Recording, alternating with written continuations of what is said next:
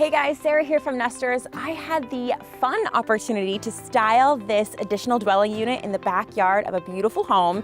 And if you have a space that's underutilized, you don't know how to make it work for you, Airbnb or another short-term rental platform might be the answer for you. Or let's say you want to up your guest game for when friends are in town, family are in town. Let me show you what I did because it's really cute.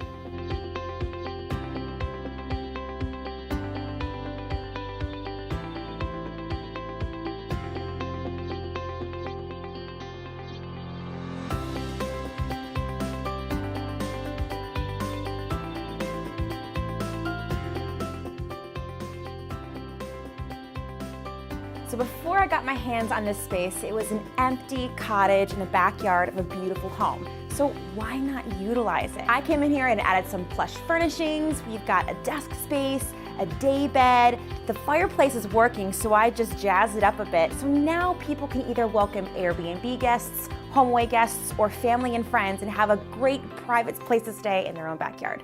So if you have a space like this that you need help with style or listing on Airbnb, go to nestrs.com, give us a shout out. We're really good at this. We'd love to help you make your space profitable or at least more stylish.